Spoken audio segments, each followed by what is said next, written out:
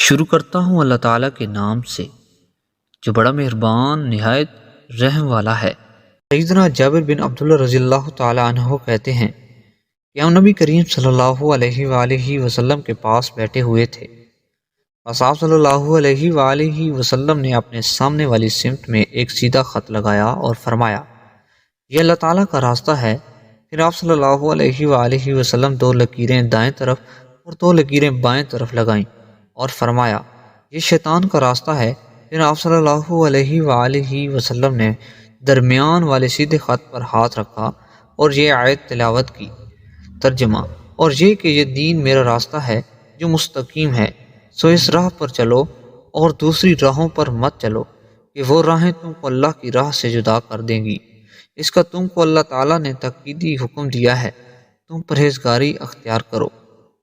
سیدنا سہل بن سعد سعدی رضی اللہ تعالیٰ عنہ سے مروی ہے، وہ کہتے ہیں میں نے رسول اللہ صلی اللہ علیہ وآلہ وسلم کو یہ فرماتے ہوئے سنا، میں حوض پر تم لوگوں کا پیش رو ہوں گا، جو وہاں آئے گا وہ پی لے گا، اور جو وہاں سے پی لے گا وہ اس کے بعد کبھی بھی پیاسا نہیں ہوگا۔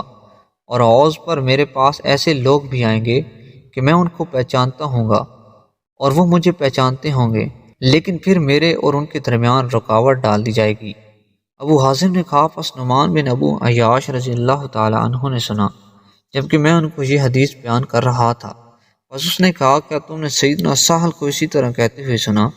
میں نے کہا جی ہاں۔ اس نے کہا اور میں سیدنا ابو سعید خدری رضی اللہ تعالیٰ عنہ پر گواہی دیتا ہوں کہ میں نے ان کو یہ الفاظ زیادہ کرتے ہوئے سنا۔ آپ صلی اللہ علیہ وآلہ وسلم نے فرمایا میں کہوں گا یہ لوگ مجھ سے ہیں، لیکن آپ صلی اللہ علیہ وآلہ وسلم سے کہا جائے گا آپ نہیں جانتے کہ انہوں نے آپ کے بعد کیا کیا عمل کیے تھے۔ پس میں کہوں گا بربادی ہو اس شخص کے لیے جس نے میرے بعد دین کو تبدیل کر دیا۔